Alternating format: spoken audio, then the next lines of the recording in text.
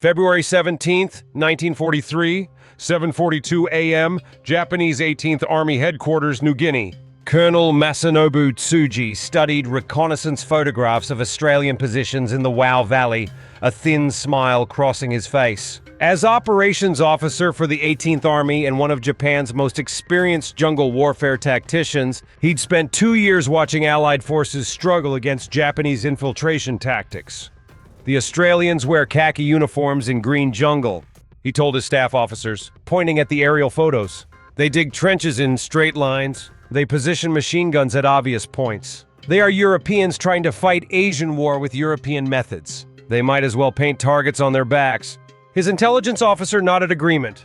Australian camouflage is amateur. They use standard British patterns designed for European forests, useless in tropical jungle. Japanese soldiers achieve complete invisibility using natural vegetation and earth tone uniforms. Australians stand out like white stones on black sand.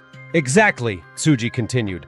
Our scouts can approach Australian positions unseen, observe their deployments, identify weak points. Australian scouts stumble through jungle making noise, leaving obvious trails, never seeing Japanese positions until too late. This is why we dominate jungle warfare. We understand the environment. They fight against it. What Colonel Tsuji didn't know, what Japanese military intelligence had catastrophically failed to detect, was that at that exact moment, 40 yards from his forward observation post, an Australian commando named Sergeant Albert Ginger Gibson was lying motionless in vegetation, wearing newly developed disruptive pattern camouflage, his face painted with mud and charcoal, having watched Japanese patrols pass within 3 feet of his position for the past 8 hours. Gibson was part of ZSpecialUnit, Allied Special Forces trained in new camouflage and concealment techniques developed specifically for jungle warfare. He'd been in position for 32 hours observing Japanese movements, counting troops, identifying officers by their insignia. And in exactly 6 hours, the intelligence Gibson gathered would guide an Australian counterattack that would devastate Japanese forces in the Wau Valley, because the Japanese scouts never saw the Australians who'd been watching them the entire time. The woman partially responsible for developing the camouflage patterns Gibson wore was Dr. Ellen Cromwell, 38, textile chemist from Melbourne, working at Allied Camouflage Research Unit. She'd spent 18 months studying jungle environments, testing dye patterns, analyzing how human eyes detect shapes and colors in tropical vegetation. She was developing camouflage so effective that soldiers could remain undetected 3 feet from enemy observers. And Japanese commanders would never understand what hit them until their scouts started disappearing into jungle that wasn't empty. It was full of invisible enemies. To understand Japanese contempt for Allied camouflage, you need to understand Japanese jungle warfare doctrine, a philosophy built on 2 years of unbroken victory in tropical environments.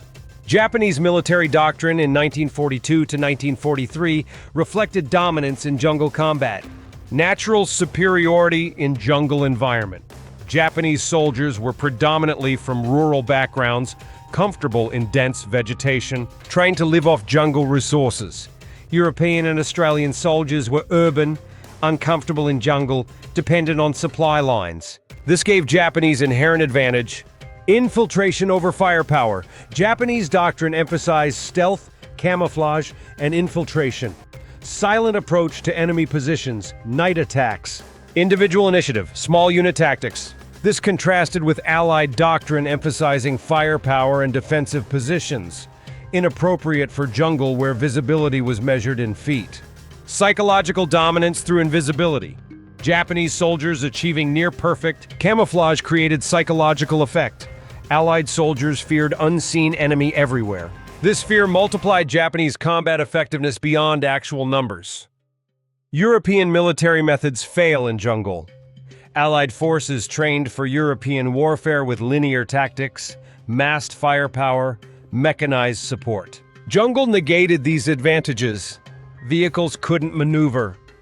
Artillery had limited effectiveness against dispersed targets in heavy vegetation. Radio communication was unreliable. Japanese doctrine adapted to these conditions. Allied doctrine fought against them.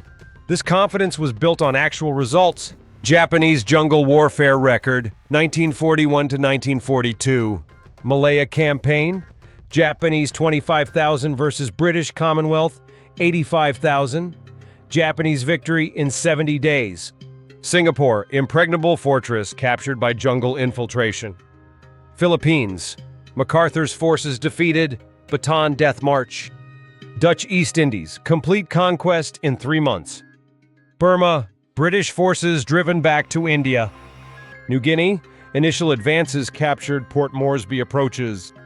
Japanese casualties in these campaigns, remarkably low. Allied casualties, catastrophically high, plus massive surrenders.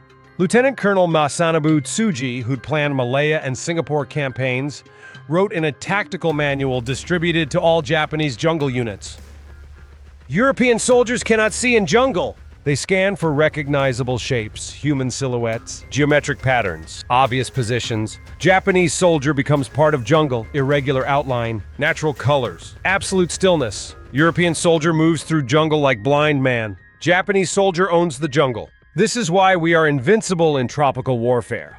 This assessment seemed validated by every engagement from 1941 to 1942, but it was about to be proven catastrophically wrong. While Japanese officers praised their jungle supremacy, Allied forces were conducting desperate research into why they kept losing and how to fix it.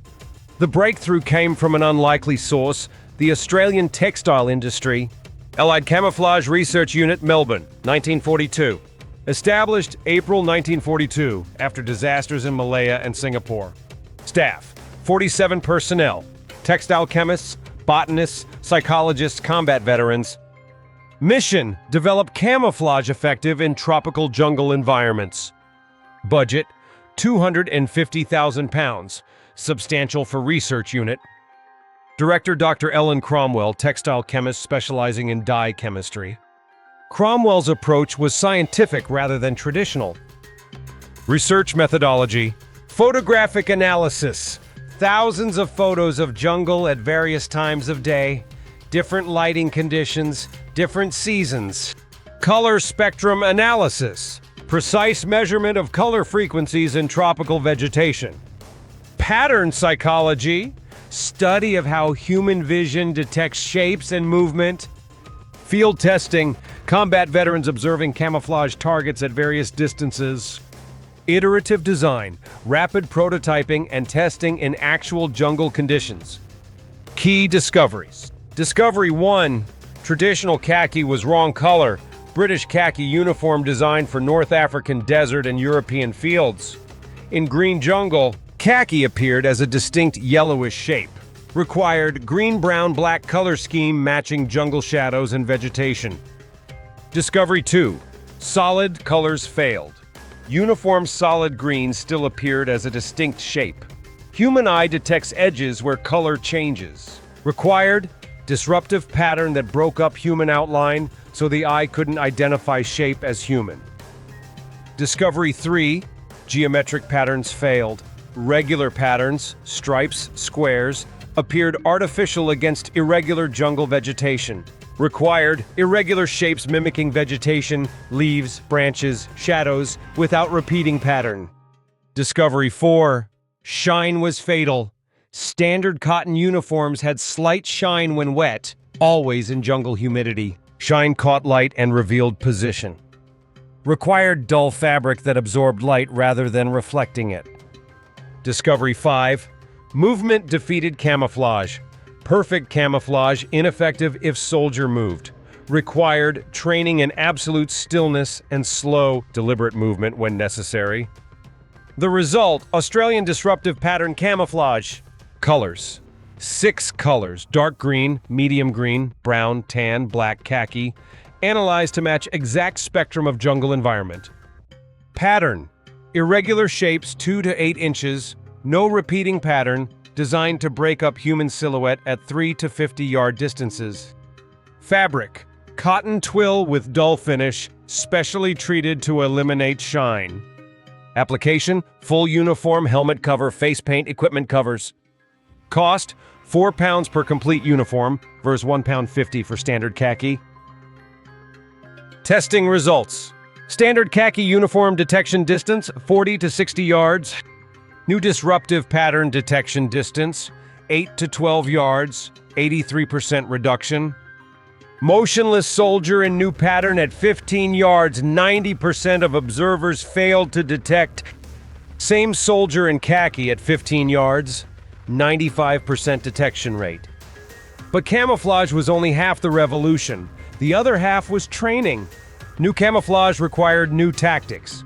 This led to the creation of specialized jungle warfare units trained in infiltration, ambush, and reconnaissance, doing to Japanese what Japanese had been doing to allies. ZSpecialUnit Australia, established July 1942. Strength 400 personnel peak. Selection: volunteer from combat veterans, top 5% physical fitness. Training duration 16 weeks intensive.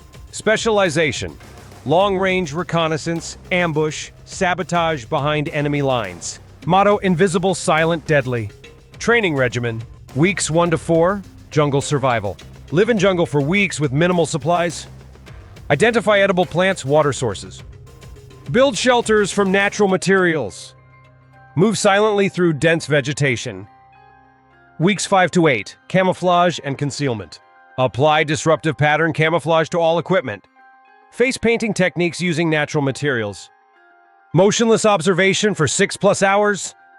Movement techniques, inch per minute, absolute silence. Weeks 9 to 12, reconnaissance and infiltration.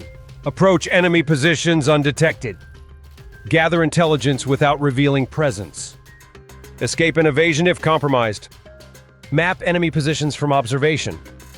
Weeks 13 to 16, combat operations, ambush tactics. Silent killing techniques.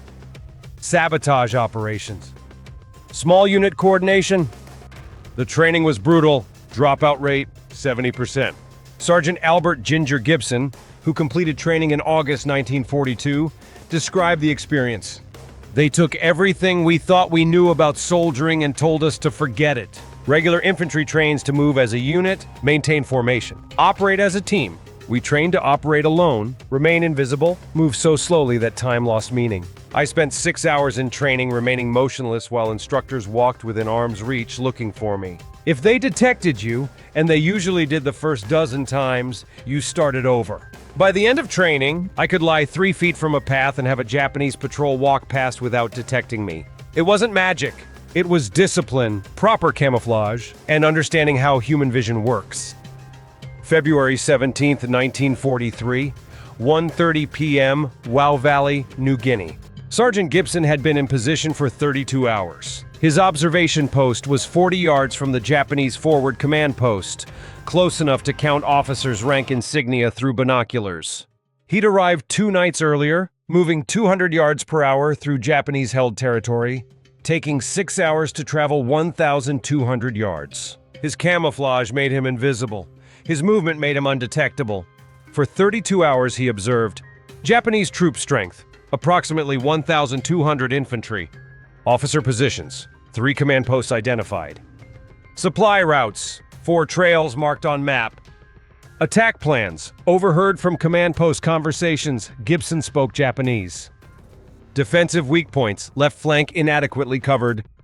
At 1:30 p.m., Gibson began his withdrawal. Moving 1 inch per minute, it took him 90 minutes to crawl 30 feet back into heavier vegetation. Then, still moving at a glacial pace, he made his way back to Australian lines, arriving at 11:47 p.m., 34 hours after he'd departed. His intelligence report went immediately to Australian command. Australian counterattack plan, February 18, 1943. Based on Gibson's intelligence, Australian forces planned a flanking attack. Main assault against Japanese weak point on left flank. Diversionary attack against Japanese strong point, making them commit reserves. Timing: dawn attack. Japanese least alert after night operations. Force: 850 Australian infantry plus artillery support. The attack launched at 5:15 a.m. February 18th. Japanese response was chaotic. Their scouts had reported Australian positions in the valley, but hadn't detected the flanking force because Australian camouflage and movement techniques learned from Gibson's training methods kept them invisible. Battle of Wau Valley, February 18th to 20th, 1943. Japanese forces, 1,200 infantry. Australian forces, 850 infantry. Duration 56 hours of intense combat. Results: Japanese casualties 438 killed, 600 plus wounded or missing. Australian casualties 87 killed, 190 wounded. Japanese retreat, complete withdrawal from Wau Valley. Strategic impact, ended Japanese threat to Wau airfield, critical supply point. More significant than casualty numbers was the psychological impact. Japanese soldiers reported fighting ghost soldiers who appeared from nowhere, struck and vanished. Japanese scouts who dominated jungle warfare for 2 years suddenly feared moving through vegetation that might contain invisible enemies. Japanese after-action reports revealed complete confusion about what they'd encountered. Japanese 18th Army Intelligence Report, February 22, 1943. Australian forces at Wau demonstrated unexpected capability. They approached positions without detection by scouts. Their camouflage made them nearly invisible at ranges where Japanese soldiers should have detected them easily. Most disturbing, Australian scouts apparently observed our positions for extended periods without our knowledge, suggesting they possess infiltration capabilities equal or superior to Japanese techniques. Assessment: Australians have developed new jungle warfare doctrine. Previous assumption of Japanese superiority in jungle combat requires revision. Recommend immediate investigation of Australian camouflage and training methods. Colonel Tsuji, who'd been so confident in Japanese superiority, submitted a classified report to Tokyo. The enemy at Wau was not the same enemy we defeated in Malaya and Singapore. These soldiers moved through jungle like Japanese soldiers. Silent, invisible, patient, their camouflage made detection nearly impossible at ranges beyond 10 yards. Their scouts observed our positions without revealing themselves. This represents fundamental change in enemy capability that threatens Japanese tactical advantage in jungle warfare. Particular concern: if enemy can achieve same invisibility as Japanese forces, our numerical inferiority, always compensated by superior fieldcraft, becomes critical vulnerability. We can no longer assume we will see them before they see us. But Japanese response was too late and too limited. By the time they understood what had changed, Allied forces had already trained thousands of soldiers in new techniques. Success at Wau led to rapid adoption of new camouflage and tactics across Allied forces in the Pacific. Allied Jungle Warfare Doctrine, 1943 to 1945. U.S. Marine Corps adopted Australian disruptive pattern for Pacific Islands, added face paint, helmet covers, and equipment covers. Trained all reconnaissance units in concealment techniques. U.S. Army developed similar patterns for different environments: Pacific jungle, European forest, winter. Established jungle warfare training centers in Panama, Hawaii, and Australia. By 1944, all infantry deploying to the Pacific received jungle warfare training. British Commonwealth. New Zealand, Indian, and British forces adopted patterns and training. Specialized units, Chindits in Burma, SAS in various theaters became experts in camouflage and infiltration. Chinese forces. U.S. advisors trained Chinese troops in Burma using Allied techniques, improving effectiveness against the Japanese. The production scale was massive. Camouflage production statistics, 1943 to 1945. Disruptive pattern uniforms produced, 8 million plus. Char helmet covers, 4 million plus. Face paint sticks, 50 million plus. Equipment covers, 12 million plus. Training manuals printed, 500,000 plus. Soldiers trained in jungle warfare, 2 million plus. Dr. Ellen Cromwell's research unit expanded to 200 personnel, producing variations of disruptive pattern for different environments. By 1945, every Allied soldier deploying to a combat zone received appropriate camouflage and training in concealment techniques. Nowhere was the camouflage revolution more evident than in the Burma campaign, 1944 to 1945, where Chindits, British long-range penetration units, operated deep behind Japanese lines. Chindits, long-range penetration groups. Commander: Major General Orde Wingate, until killed March 1944. Strength: 20,000 soldiers organized in columns. Mission: operate 100 plus miles behind Japanese lines, disrupt supply lines, gather intelligence. Duration: Months-long operations in Japanese-held territory. Chindit tactics relied heavily on camouflage and concealment. Operational procedure: insert by air into Japanese rear areas. Establish hidden base camps, camouflage to be invisible from 20 feet. Send out reconnaissance patrols using disruptive pattern camouflage. Observe Japanese movements without detection. Strike supply lines, ambush patrols, create chaos. Disappear back into the jungle before the Japanese could respond. Private Thomas Moran, Chindit veteran, described operations. We'd be watching a Japanese supply convoy pass our position from 10 yards away. They'd never know we were there. Then that night, we'd hit a different convoy 20 miles away. The Japanese never knew where we were because they couldn't see us. We wore the disruptive pattern. We moved like ghosts. We became part of the jungle. The Japanese kept increasing patrols looking for us, but their scouts walked past our positions without detecting us. It was psychological warfare as much as physical. They knew we were there somewhere, but they couldn't find us. Chindit Operation Statistics, 1944. Japanese supply routes disrupted 67. Enemy casualties inflicted 4,000 plus. Intelligence reports sent 300 plus. Duration in Japanese-held territory, up to 4 months per operation. Detection rate by Japanese, estimated less than 30% of infiltrations detected.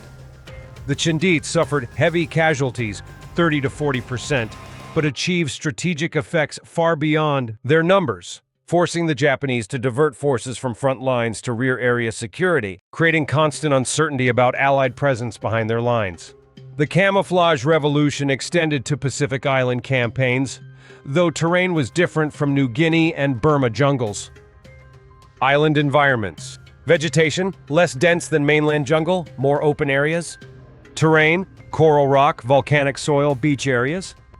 Japanese tactics, cave defenses, fortified positions, extensive tunneling. U.S. Marines adapted camouflage techniques. Marine Corps Camouflage, 1943 to 1945. Uniform pattern, modified Australian disruptive pattern in greens and browns. Helmet covers, reversible. Green side for jungle, brown side for beach/dirt. Face paint, standard issue, applied before combat. Equipment, all weapons packs, webbing covered with camouflage material. The effectiveness varied by terrain. In jungle areas, Guadalcanal, New Britain, Bougainville, very effective. In open areas, Tarawa, Iwo Jima beach landings, limited effectiveness. In mixed terrain, Peleliu, Okinawa, moderately effective. But the psychological impact remained. Japanese defenders who'd been confident in their ability to detect enemy movement became uncertain. The invisibility that Japanese forces had exploited for 2 years was now working against them. Marine Raider battalions specialized in reconnaissance and raids using advanced camouflage techniques. Selection: top 10% of Marine volunteers. Training: 12 weeks specialized, including camouflage and stealth. Operations: 30-plus major raids behind Japanese lines, 1942 to 1944. Casualties inflicted versus sustained, approximately 5-to-1 ratio. Lieutenant Colonel Evans Carlson, Raider commander, explained the doctrine. We studied Japanese tactics and improved on them. They thought they owned the jungle. We proved that with proper training, equipment, and doctrine. American Marines could be as invisible and deadly as Japanese soldiers. More importantly, we proved it to the Japanese, and that destroyed their confidence in their jungle warfare superiority. Behind the tactical victories were soldiers who lived for weeks in hostile environments, constantly concealed, always vigilant. Sergeant Albert Gibson survived the war, conducting 23 long-range reconnaissance missions behind Japanese lines. Total time spent in camouflage observation positions, over 800 hours.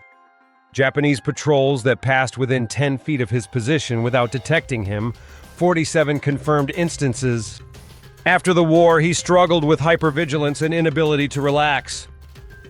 You spend months training to remain absolutely motionless, to control every movement, to scan constantly for threats. You spend hundreds of hours lying in vegetation watching enemy soldiers who'd kill you if they saw you. Then the war ends and you're supposed to just turn it off. I couldn't. For years after the war, I'd wake at any sound. I'd automatically scan any environment looking for cover and concealment. I'd notice every person's position, every exit, every potential threat. The training saved my life repeatedly, but I never fully came home from the jungle.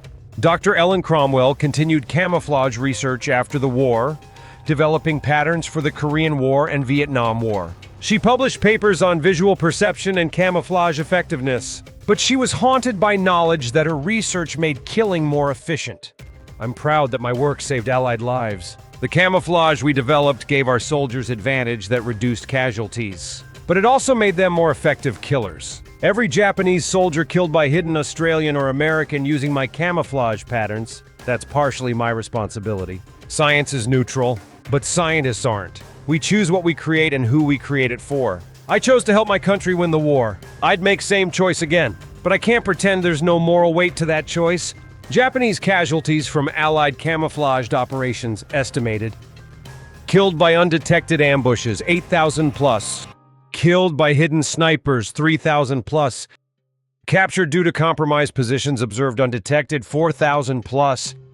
Supply line disruptions from undetected infiltrations, uncountable. Allied casualties avoided due to camouflage, estimated by post-war analysis. Reconnaissance missions detecting Japanese positions without casualties, 15,000 plus missions. Ambushes successful due to concealment, 4,000 plus engagements. Japanese attacks disrupted by undetected observation, unknown but substantial. The camouflage revolution had effects beyond individual engagements. It changed strategic balance in the Pacific War. Japanese strategic problems, 1943 to 1945. Defensive uncertainty. Japanese forces couldn't confidently know if areas were clear of Allied forces. Positions were observed for intelligence gathering without detection. Supply routes were ambushed by forces that appeared from nowhere. Constant psychological stress. Resource diversion. Japanese were forced to increase patrol activity, establish more checkpoints, and deploy more forces to rear area security. Resources were diverted from front lines to guard against infiltrators they couldn't detect.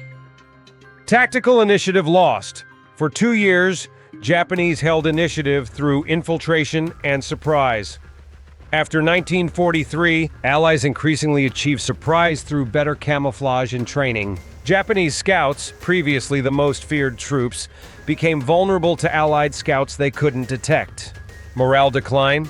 Japanese soldiers' confidence in jungle supremacy was foundational to fighting spirit. As Allied forces demonstrated equal or superior fieldcraft, Japanese morale declined. Fear of an invisible enemy everywhere eroded combat effectiveness.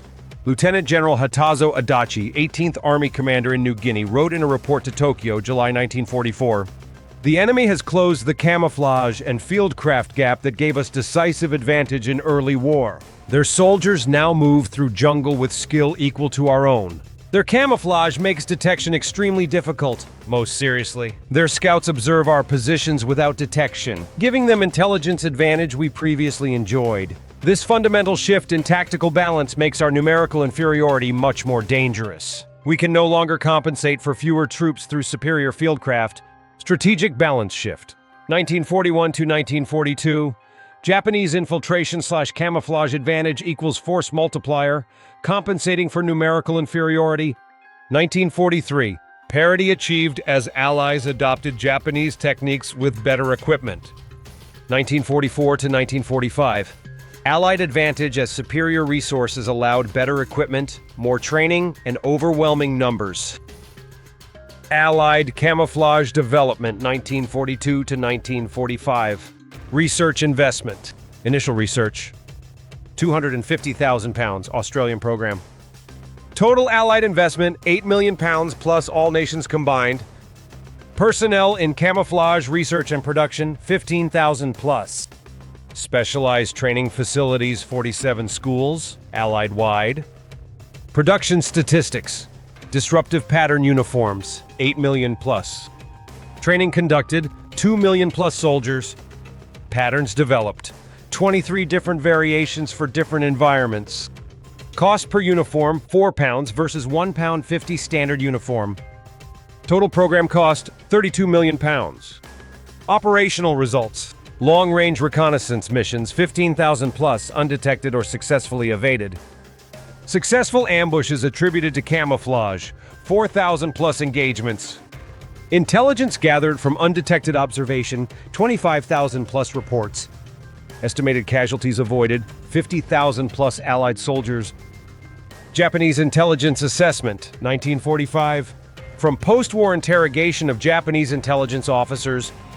By 1944, we had lost the camouflage and fieldcraft advantage that had been decisive in early war. Allied soldiers were as difficult to detect as Japanese soldiers. Their equipment was superior, their camouflage patterns more sophisticated, their face paint more effective, their training more comprehensive. More critically, they had resources to provide this equipment to all soldiers, not just elite units. A Japanese scout encountering an Allied patrol had perhaps a 50-50 chance of detecting them first, compared to an 80-20 advantage in 1941 to 1942. This shift in tactical balance had strategic consequences we couldn't overcome. Australian War Memorial, Canberra, February 17, 2018. 75th anniversary of the Battle of Wau. Display featuring original disruptive pattern camouflage uniform, Sergeant Gibson's equipment, and Dr. Cromwell's research notes. Among attendees was James Gibson, 82, son of Sergeant Albert Gibson, who had died in 1994. Also present was Professor Yuki Tanaka, 76, Japanese military historian whose grandfather had commanded the battalion at Wau. Through conversation, they discussed the battle. My grandfather wrote in his diary that he never understood how Australians knew exactly where to attack. Professor Tanaka said, he was convinced there was a spy in the Japanese camp. He never considered that an Australian scout had been watching his headquarters for 32 hours. My father rarely talked about the war, James Gibson replied. But late in life, he told me about lying in camouflage, watching Japanese officers plan their attacks. He said the hardest part wasn't the physical discomfort or the fear of discovery. It was watching enemy soldiers who'd kill him if they saw him, knowing he was invisible to them, knowing he'd use that intelligence to kill them. He said there was nothing honorable about it, just necessary. My grandfather came to a similar conclusion. Tanaka said, he wrote that modern war had eliminated the warrior code. Fighting was no longer about courage and skill, it was about technology, organization, and resources. The side with better equipment and training won, regardless of spirit. He found this deeply troubling, but the equipment was only part of it. James responded, the camouflage my father wore was just cloth with dye. What made it effective was the training. The discipline to remain motionless for hours, the knowledge of how human vision works, the patience to move 1 inch per minute. That's not technology, that's training and will. Perhaps both. Tanaka conceded. Technology enabled new tactics, but tactics required human discipline to execute. The combination proved decisive. Before leaving, Professor Tanaka bowed to the display. For the soldiers who fought at Wau, all of them. They did their duty as they understood it. James placed his father's original jump wings at the memorial, for the men who learned to become invisible, and for the enemies who never saw them coming. The story of Allied camouflage development in World War II is ultimately about how scientific innovation defeats conventional wisdom, how training multiplies technology's effectiveness, and how underestimating your enemy's ability to adapt guarantees defeat. Japanese officers mocked Allied camouflage because for 2 years, Japanese soldiers had dominated jungle warfare through superior fieldcraft and camouflage. Japanese doctrine said urban Europeans couldn't match rural Asians in tropical environments. Early results seemed to prove this. Singapore, Malaya, and the Philippines all fell to Japanese forces that moved invisibly through jungle. But the Allies didn't accept inferiority. They studied the problem scientifically, developed equipment specifically for jungle environments, and trained soldiers to use that equipment with discipline matching Japanese fieldcraft. Scientific approach to camouflage. Not copying existing patterns, but analyzing jungle environment and human visual perception to design optimal camouflage. Disruptive patterns, breaking up human outline rather than matching a single color. Comprehensive training, teaching soldiers not just to wear camouflage, but to move, position, and behave to maximize concealment. Mass production, providing advanced camouflage to all soldiers, not just elite units. Continuous improvement, adapting patterns for different environments and learning from field experience. Every modern military uses disruptive pattern camouflage descended from World War II research. U.S. Army Multicam Current Standard, British DPM Disruptive Pattern Material, German Flecktarn, dozens of national variations. Training in camouflage and concealment remains standard for all infantry soldiers. Specialized reconnaissance units trained to levels matching World War II Z Special Unit standards. Colonel Tsuji stood in headquarters, February 1943, confident that Japanese jungle supremacy was permanent. 40 yards away, Sergeant Gibson watched him through binoculars, invisible in vegetation, gathering intelligence that would destroy Japanese positions within 24 hours. Tsuji's confidence was based on 2 years of victories, but those victories came against unprepared enemies using inappropriate equipment and tactics. Once Allies developed proper camouflage and training, Japanese advantage evaporated. The most dangerous mistake in warfare is assuming your current advantages are permanent. Technology evolves, tactics adapt, enemies learn.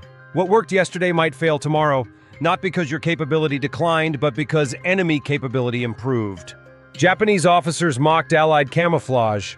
Allied scientists developed disruptive patterns that made soldiers invisible at 10 yards. Allied trainers taught discipline and field craft matching Japanese techniques. Allied industry produced millions of uniforms providing this capability to entire armies.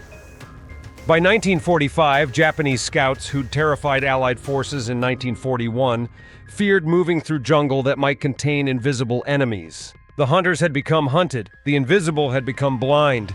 Sometimes the greatest victories come not from superior courage or fighting spirit, but from scientific research translated into practical equipment and comprehensive training. The Allies won the camouflage war not by matching Japanese warriors spirit for spirit, but by engineering better solutions and training soldiers to use them effectively.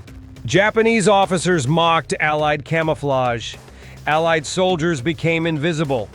Japanese scouts walked into traps they never saw coming. And jungle warfare supremacy shifted from the side with traditional advantage to the side that studied, innovated, and adapted. The lesson remains: never mock your enemy's attempts to overcome your advantages. They might succeed, and when they do, your confidence becomes your vulnerability.